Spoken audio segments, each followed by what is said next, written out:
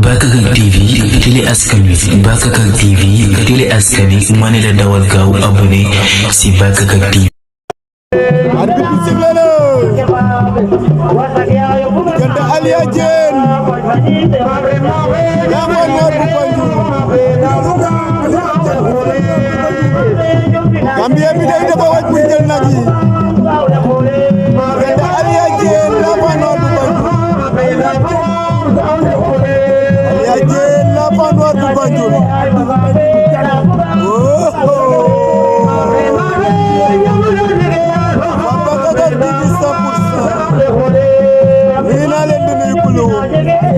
Aliya Diène Lambo Noor bu Banjul final poids lourd ku ne yaa ngi ne teg di déglu sa morom diggante Aliya Diène Lambo Noor bu Banjul